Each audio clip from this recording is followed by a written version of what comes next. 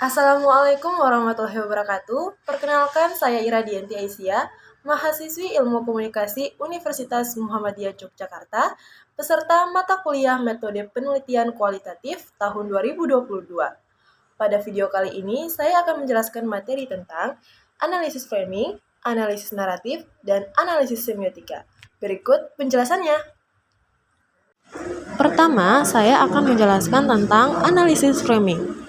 Konsep analisis framing pertama kali dikenalkan oleh Erving Goffman pada tahun 1974 melalui bukunya yang bertajuk Frame Analysis: An Essay on the Organization of Experience. Menurutnya, analisis framing adalah definisi dari situasi yang dibangun dengan prinsip-prinsip organisasi yang mengatur kejadian dan keterlibatan subjektivitas yang dimiliki di dalamnya. Terminologi framing memiliki banyak definisi yang berbeda-beda. Hampir tidak ada kesepakatan di antara para ahli untuk mengartikan dan mengkonseptualisasikan apa sebenarnya itu framing. Satu hal yang disepakati secara umum adalah bahwa framing merupakan sebuah teori efek media massa yang menghubungkan bagaimana sebuah pesan disajikan oleh media massa kepada halayak, dan bukan apa yang disajikan kepada halayak. Salah satu definisi dari terminologi framing yang paling banyak digunakan adalah definisi yang dirumuskan oleh Robert Altman yang menjelaskan bahwa framing berita utamanya melibatkan seleksi dan arti penting dalam membuat informasi menjadi lebih diperhatikan oleh halayak. Kemudian ada analisis naratif. Analisis naratif merupakan sebuah metode analisis dari narasi.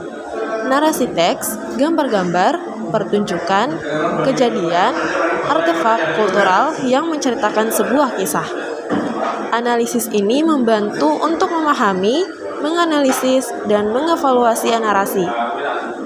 Penelitian naratif menurut James Schreiber dan Kimberly Astner-Self pada tahun 2011 adalah studi tentang kehidupan individu seperti yang diceritakan melalui kisah-kisah pengalaman mereka, termasuk diskusi tentang makna pengalaman bagi individu. Menurut Webster dan Metrova, narasi atau naratif adalah suatu metode penelitian di dalam ilmu-ilmu sosial. Inti dari metode ini adalah kemampuannya untuk memahami identitas dan pandangan dunia seseorang dengan mengacu pada cerita-cerita atau narasi yang ia dengarkan ataupun tuturkan di dalam aktivitasnya sehari-hari. Karakteristik kunci penelitian narasi. Penelitian narasi berfokus pada pengalaman individu dan kronologi mereka. Penelitian narasi menggunakan teknik restoring untuk membangun ekau narasi berdasarkan data yang dikumpulkan melalui wawancara. Penelitian narasi menggabungkan konteks dan tempat dalam cerita. Pembangunan narasi selalu melibatkan menanggapi pertanyaan, lalu apa yang terjadi? Kemudian ada analisis semiotika. Semiotika adalah sebuah disiplin ilmu dan metode analisis yang dapat mengkaji tanda-tanda yang terdapat pada suatu objek untuk diketahui makna yang terkandung dalam objek tersebut. Semiotika berasal dari bahasa Yunani semeion yang berarti tanda. Semiotika adalah ilmu yang mempelajari tanda atau sign.